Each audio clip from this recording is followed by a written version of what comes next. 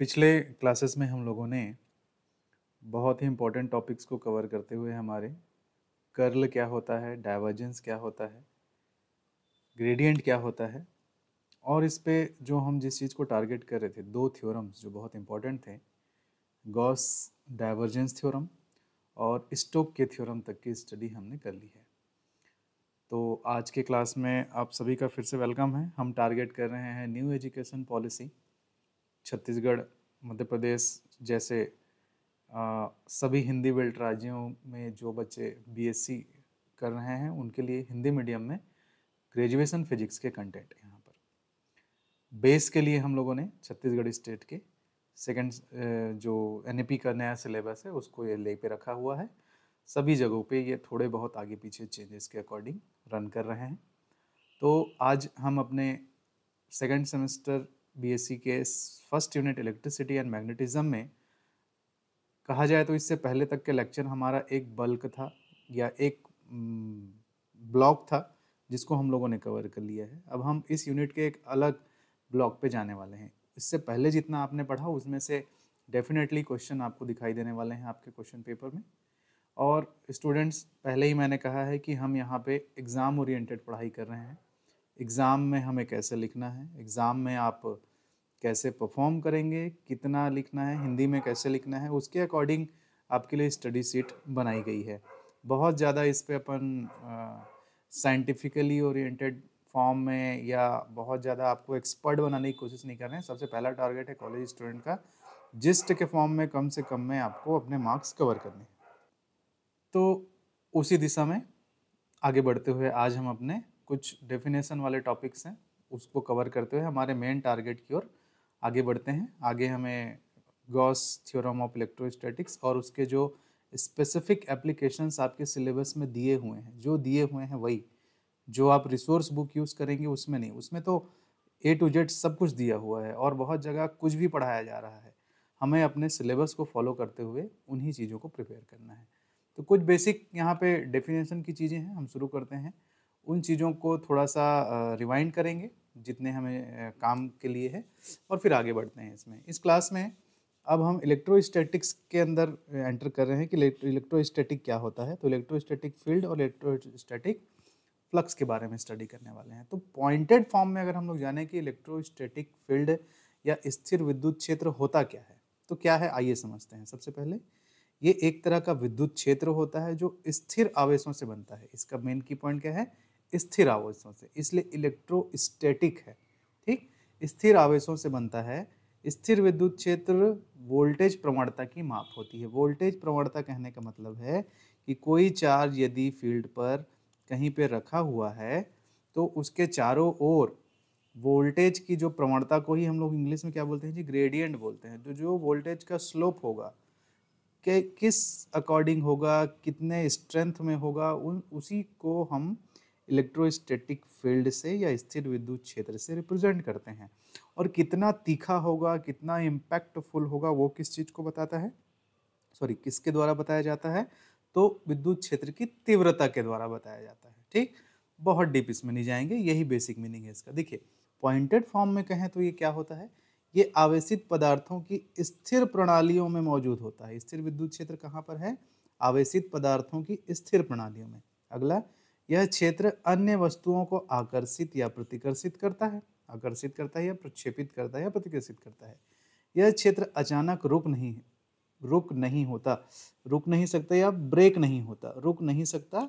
यह क्षेत्र अचानक ब्रेक नहीं होता, अचानक से ये नहीं टूटता, एक इंटेंसिटी के अकॉर्डिंग जाएगा और धीरे धीरे धीरे धीरे इसकी इंटेंसिटी फॉलो आउट करेगी। ठीक, और आगे देखिए, यह क्षेत्र विद्युत आवेशों के बीच लगने वाले बलों से उत्पन्न होता है, जिसका वर्णन किसने किया था, कुलाम ने किया था। बहुत छोटे क्लासों से आप पढ़ते आ रहे हैं, हम नोटेशनली यहाँ पे बस उन्हीं बेसिक चीज़ों को जानेंगे। ठीक, तो विद्युत क्षेत्र की तीव्रता क्या कहलाती है, थोड़ा सा इसके डेफिनेशन पे आए आप। आई होप आपको ये बहुत पहले से बहुत छोटे क्लासेस से आप पढ़ते आ रहे हैं।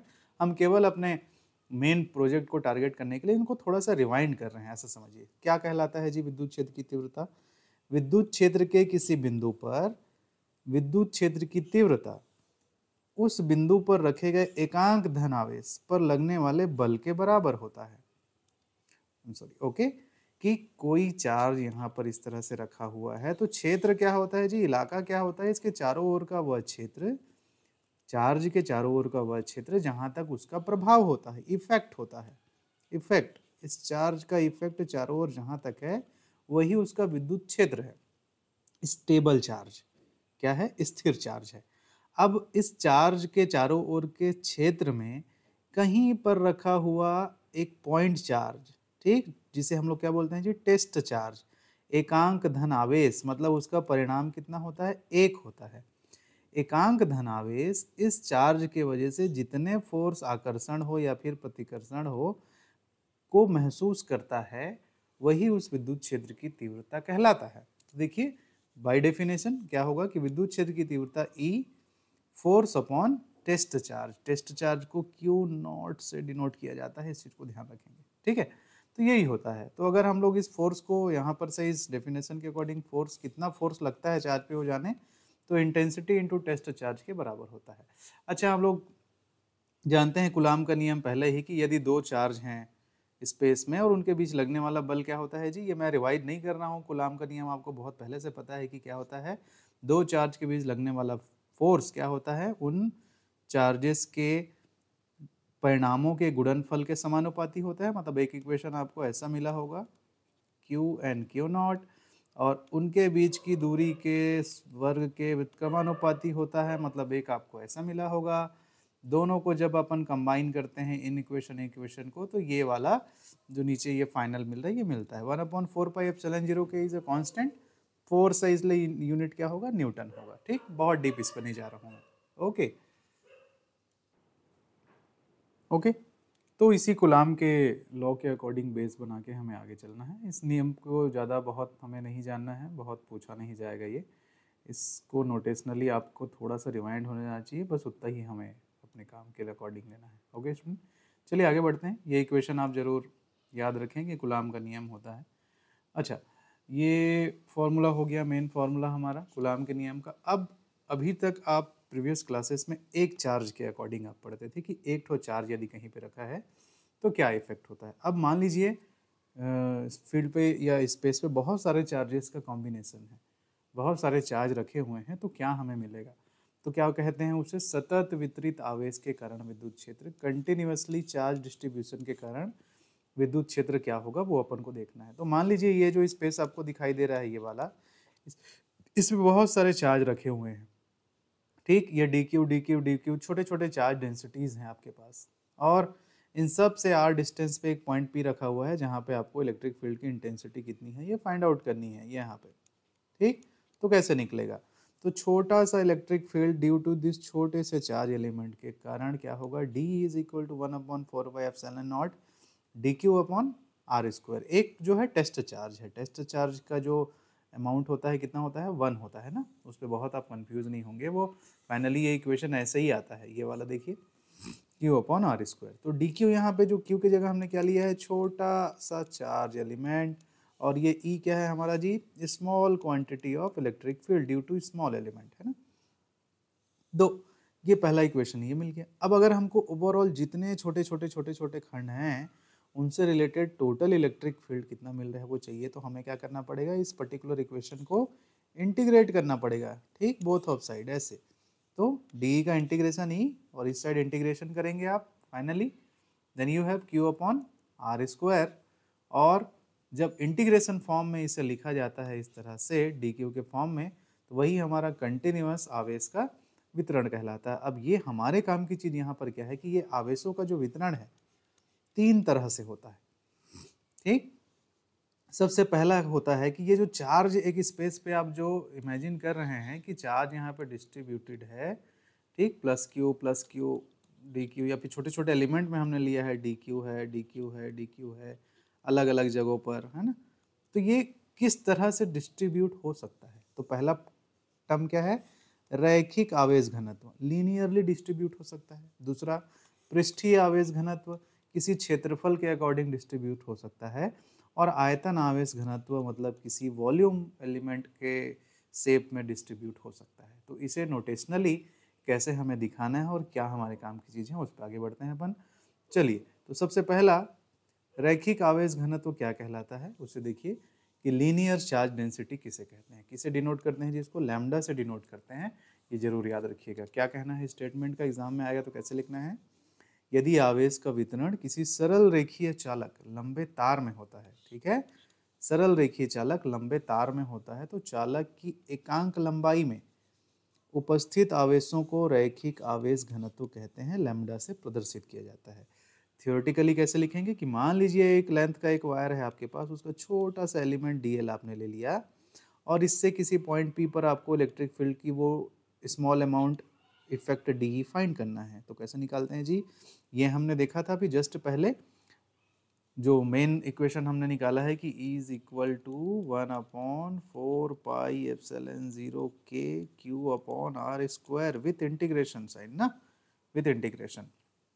तो यहाँ पे क्या होगा, यदि चालक की सूक्ष्म लंबाई dl है, उस पर रैखिक आवेश घनत्व क्या है, लैम्डा है, तथा चालक की कुल लंबाई l है, तो चालक पर कुल आवेश, मतलब हमें उस पूरे लेंथ के वायर पे कितना चार्ज डिस्ट्रीब्यूटेड है ये फाइंड लगाना है। आपको मैंने बताया था कि पहले हम लोग ये पढ़ते थे कि एक चार्ज, सिंगल चार्ज की वजह से क्या इफेक्ट था। अभी अगर चार्ज पूरे लाइन पे डिस्ट्रीब्यूटेड है, फैला हुआ है, तो क्या होगा वो देखना है। तो देखिए जरा, आवेश क्या होगा जी, Q is equal to 0 to L, ये L है, ठीक है, Q is equal to 0 to L,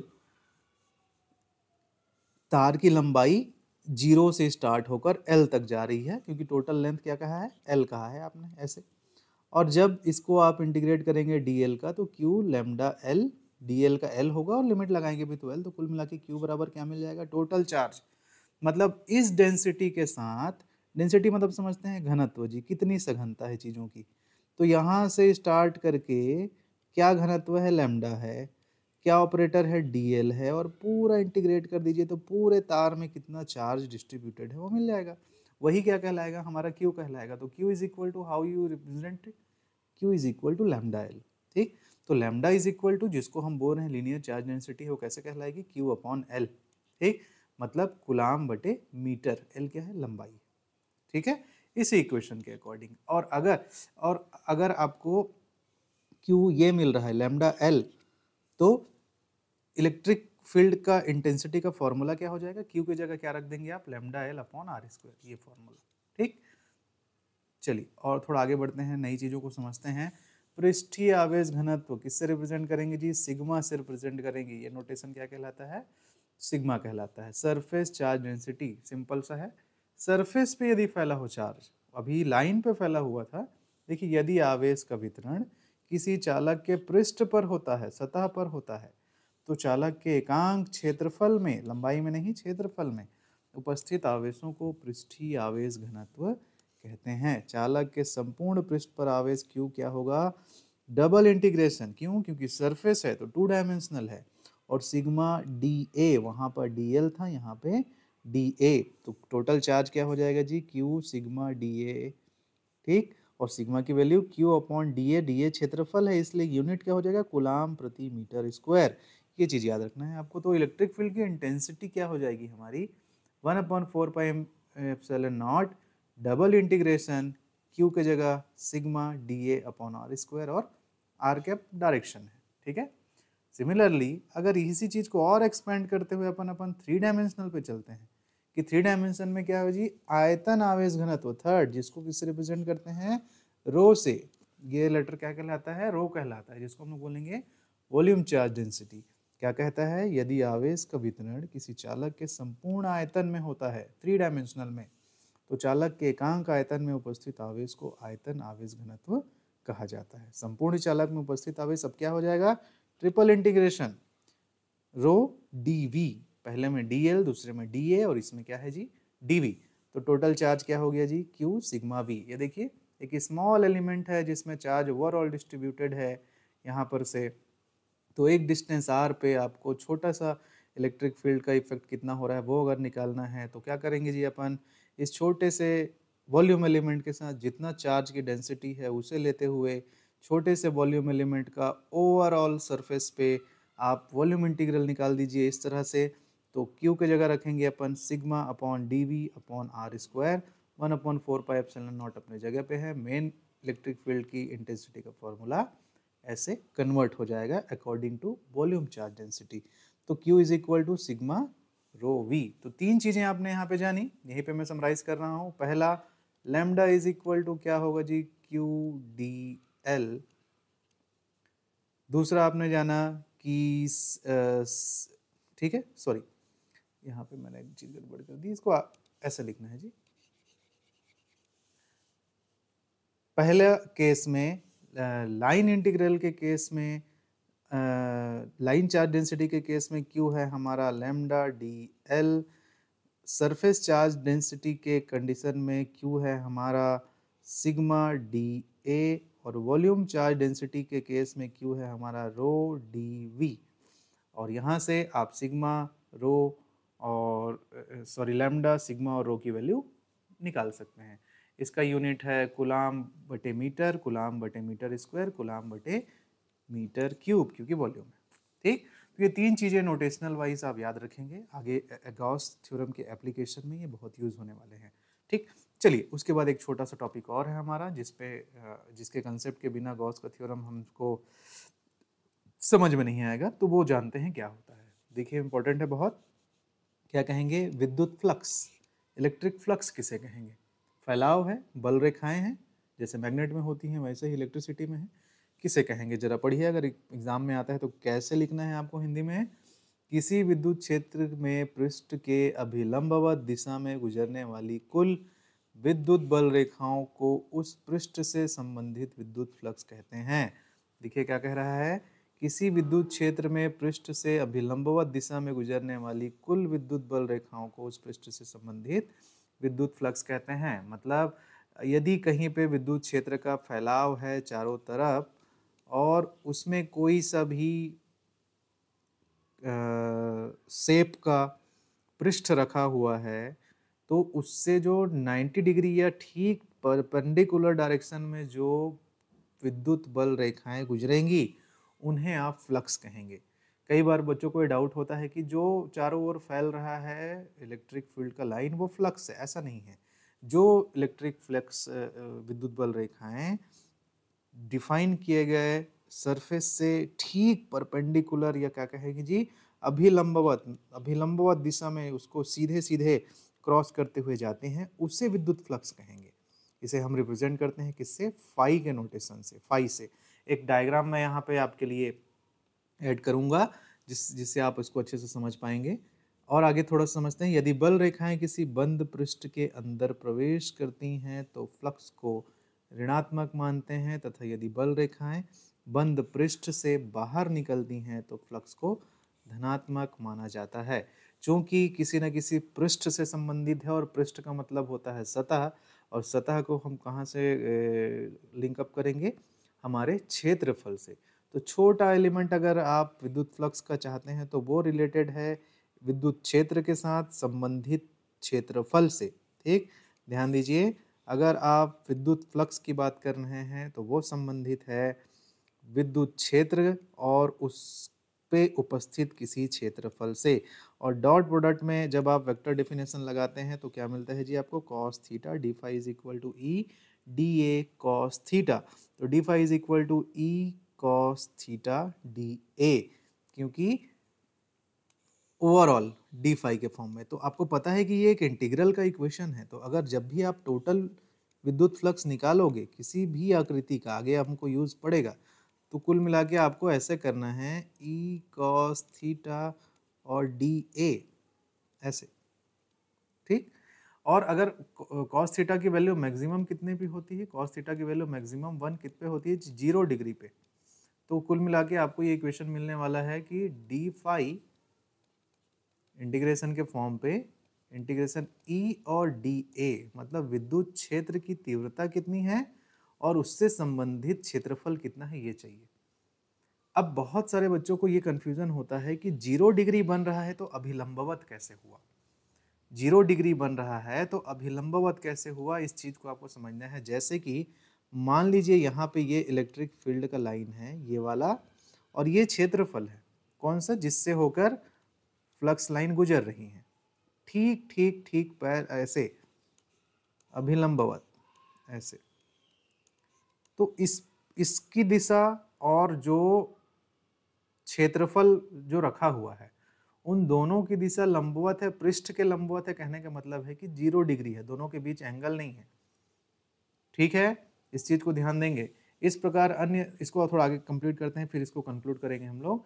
अगर छोटे छोटे क्षेत्रफलों से होकर गुजरने वाले फ्लक्स को जोड़कर संपूर्ण पृष्ठ से संबंधित फ्लक्स ज्ञात किया जाना है, तो संपूर्ण पृष्ठ का क्षेत्रफल हमने अभी वो बताया आपको कि इंटीग्रेशन कर दीजिए D phi summation E D A, मतलब जितने भी छोटे छोटे क्षेत्रफलों से इलेक्ट्रिक फील्ड का इफेक्ट अटैच है उसको समराइज करें। इसका मतलब है कि सरफेस इंटीग्रेशन ले लीजिए फील्ड के साथ जुड़े हुए क्षेत्रफलों का।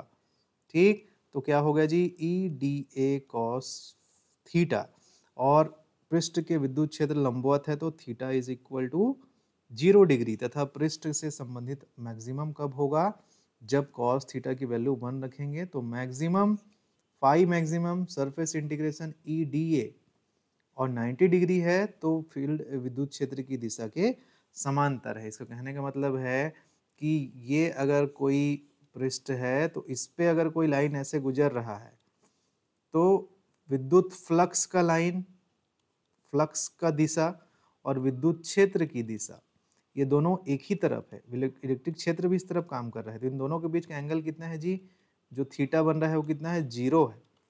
और यदि फ्लक्स ऐसे गुजर रहा है और विद्युत क्षेत्र की दिशा ऐसे है, ये विद्युत क्षेत्र की दिशा है और फ्लक्स लाइन ऐसे है, जरूरी नहीं है कि इलेक्ट्रिक फील्ड की दिशा में ही फ्लक्स लाइन आपको मिले। ठीक, टिल्टेड भी हो सकता है, एंगल भी मिल सकता है। अगर उस क्षेत्र जो पृष्ठ रखा हुआ है उसकी बात हो रही है, उन दोनों के बीच अगर एंगल 90 डिग्री बनता है, विद्युत क्षेत्र और पृष्ठ के बीच 90 डिग्री है तो फ्लक्स 0 है।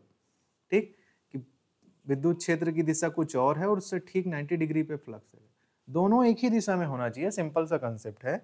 मैक्सिमम फ्लक्स लाइन तभी गुजरेगा जब पृष्ठ उसके ठीक उसी डायरेक्शन में हो जिस डायरेक्शन में इलेक्ट्रिक फ्लक्स आ रहे हैं, तो फिर वहां पे आपको ये मिनिमम मिल जाएगा। थीटा 90 डिग्री कब, जब पृष्ठ जो है विद्युत क्षेत्र की दिशा के क्या है, समांतर को हम लोग क्या बोलते हैं, 90 डिग्री ना। 90 डिग्री रहेगा पृष्ठ, तब उसमें पृष्ठ विद्युत क्षेत्र के समांतर है तब 90 डिग्री बनेगा। ठीक, और पृष्ठ विद्युत क्षेत्र के लंबवत है तो 0 डिग्री बनेगा। ठीक, ऐसे। ठीक, अगर ऐसे रखा हुआ है पृष्ठ जी ऐसे, और ये विद्युत क्षेत्र की तीव्रता है ऐसे, ठीक, तो जो फ्लक्स लाइन क्षेत्र के साथ नहीं, इसके जो फील्ड गुजर रहा है उसके साथ को आपको ध्यान देना है। ठीक है, तो ये सारी चीज़ें हैं कॉमन सी, प्रीवियस क्लासेस में भी आप 12th में इसको थोड़ा सा जाने होंगे। बहुत ज़्यादा यहाँ पे आपको उसके विशेषज्ञ के तौर पे नहीं जाना है। इसके बाद हम पढ़ने वाले हैं नेक्स्ट क्लास में जो हमारा टॉपिक है कि गॉस थ्योरम ऑफ इलेक्ट्रोस्टैटिक, वहाँ पे ये टर्म्स यूज़ होंगे। तो मैक्सिमम, मिनिमम और कई जो कॉन्सेप्ट नोटेशन जो हमने पढ़ा वो आप ज़रूर ध्यान में रखिए, उसके बेस पे ही हम लोग आगे चल के सॉल्व करेंगे। तो इस क्लास में जल्दी से रिवाइज करते हैं हम लोगों ने क्या क्या चीज़ जाना है इस क्लास में जो हमारे लिए बहुत इंपॉर्टेंट है। सबसे पहले हम लोगों ने जाना है कि ये इलेक्ट्रोस्टैटिक फील्ड क्या है, रुकी हुई चार्ज प्रणालियों से संबंधित होता है।